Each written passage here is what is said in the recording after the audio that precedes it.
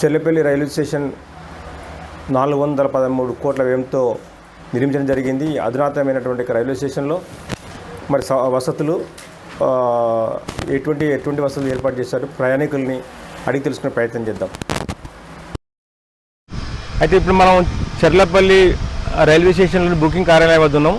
ఇక్కడ ప్రయాణికులకు కూడా బుకింగ్ సౌకర్యం అంటే ఎంత వెసులుబాటు అంటే ఎటువంటి ఇబ్బందులు ఎదుర్కోకుండా అన్ని ఏర్పాట్లు చేయడం జరిగింది. మరి ఇక్కడ కూడా మన సికింద్రాబాద్ చాలా కాలం నుండి పోయినటువంటి ప్రయాణికులు ఉన్నారు. ఆ ప్రయాణికులు మన వద్ద ఉన్నారు.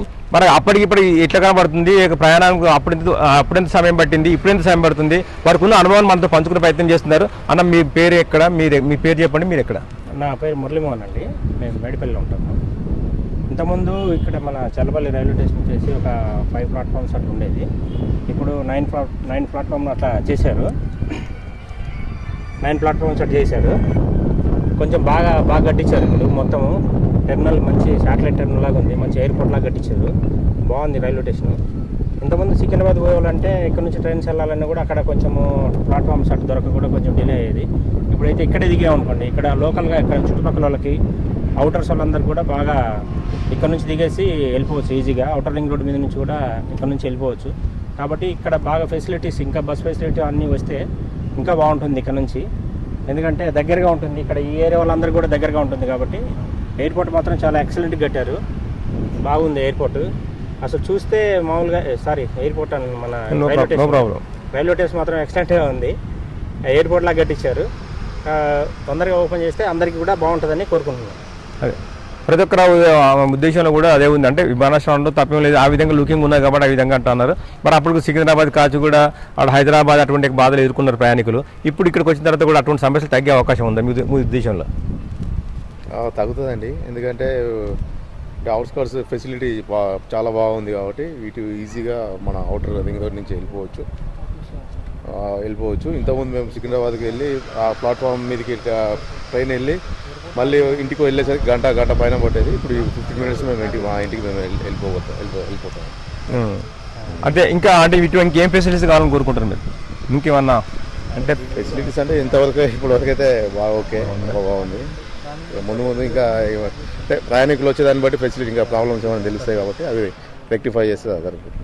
సరే, ఎవరు అడిగినా కూడా ఈరోజు అత్యున్నత బ్రహ్మాండంగా టెర్మినల్ ఒక విమానాశ్రయంలాగా కట్టినటువంటి అనుభూతి వస్తుందని చెప్పి అంటా ఉన్నారు.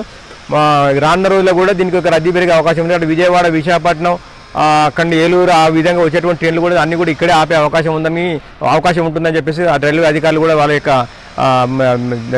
వాళ్ళు తీర్మానం చేయడం జరిగింది.